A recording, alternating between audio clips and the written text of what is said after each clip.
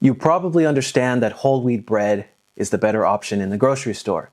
And that's because you've heard it your whole life, and that's probably what you've been told. Well, when you mill wheat, almost immediately after milling, the nutrients are already starting to fade, and they fade pretty quickly.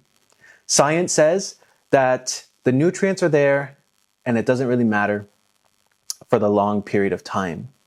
But I believe that our gut and our intuition tells us that it knows the difference just a few days after.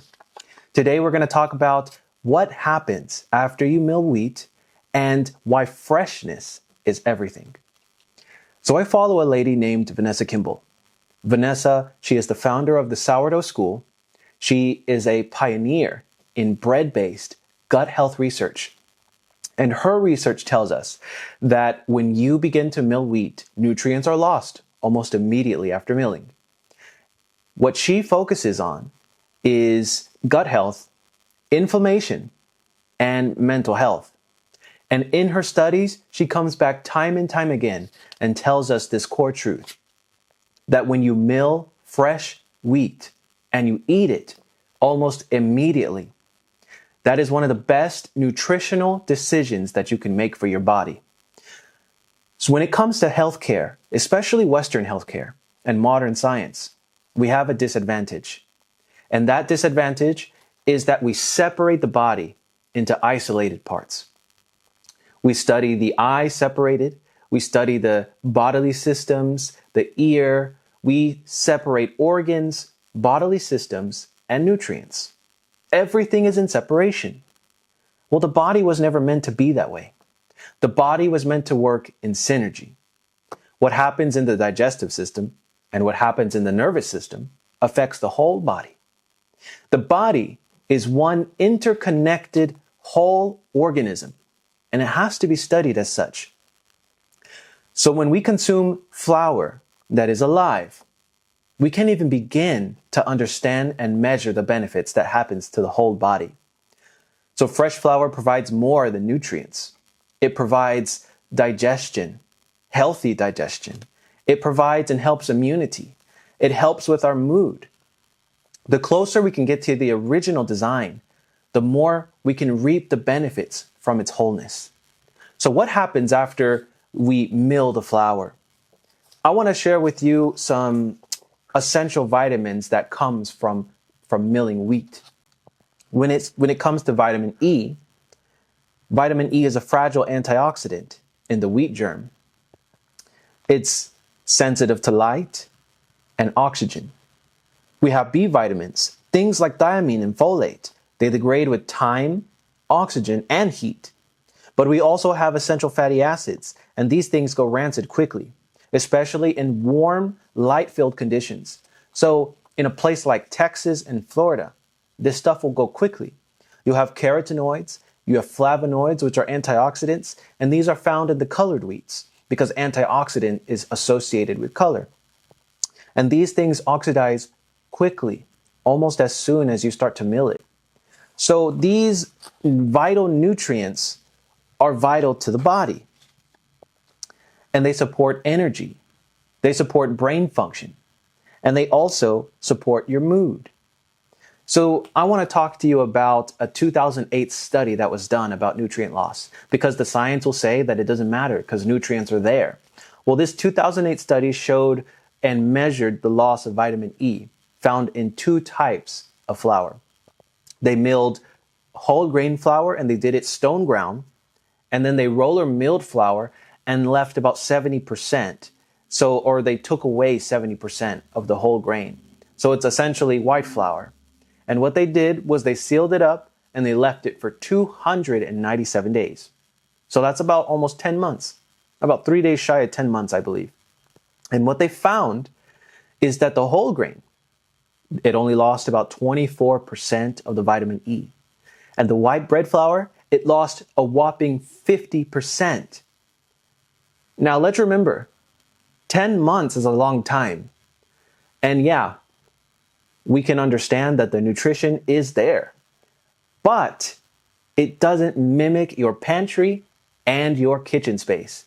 Because if you dive deeper into the study, you'll see that it was sealed up in a bag It was sealed in a dark, cool, room temperature place.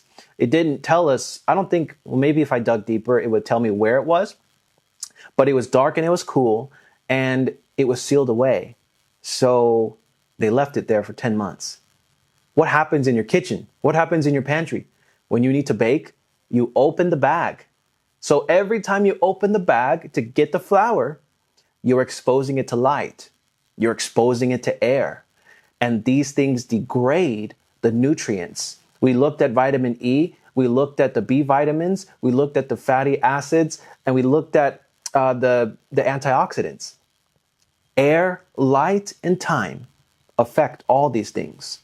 So even though the science says it took about 10 months to lose about 24 to 50% nutrients, I don't think it can be quantified how much nutrients are lost in your home kitchen.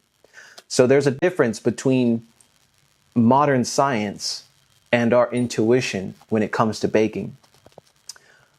Texas-based Barton Spring Mills said it bluntly, that the flavor is found in the bran. The more you sift out, the more you throw away.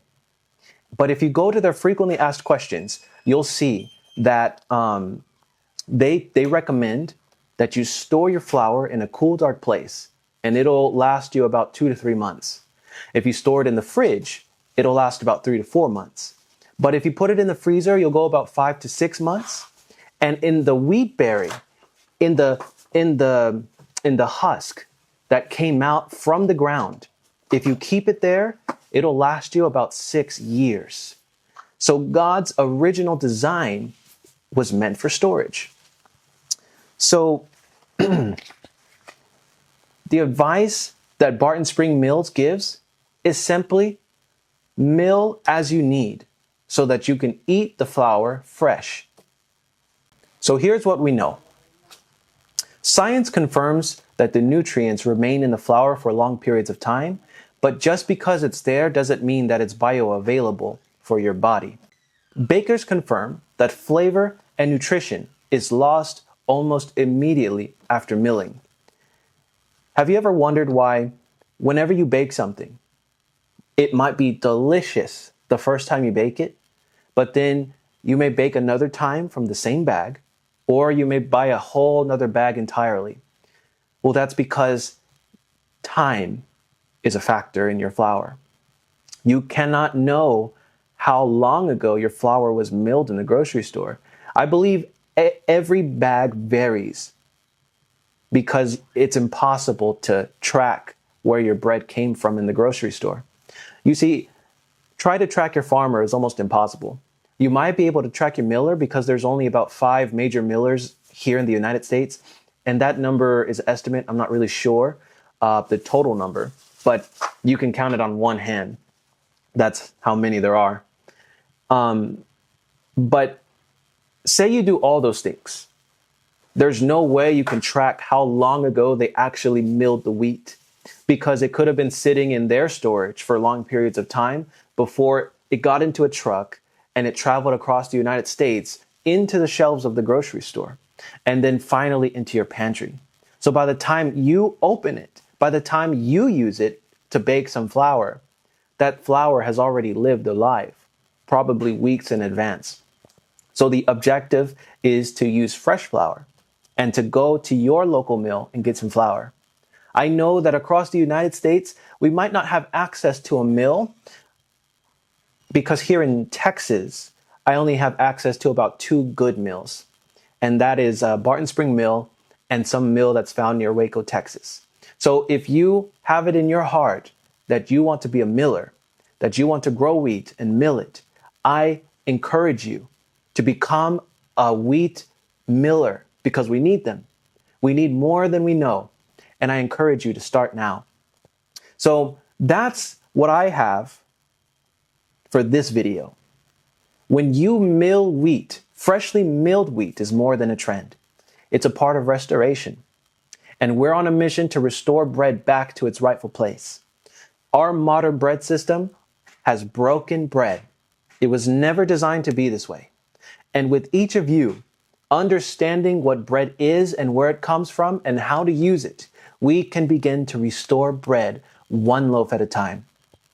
I encourage you to stick around because my ebook is coming out, The Daily Bread Deception. It's a free resource that I'm going to put out to help you understand what happened to modern bread, where it was broken, and how we're going to use God's design for bread to restore it back to its rightful place. I hope you liked this video. Please like, share, and subscribe. I hope you learned something. I want you to comment. Please comment and tell me what is intriguing you. What did you not know before? After watching this video, now you know. I want to hear from you guys. So I'll see you in the next video.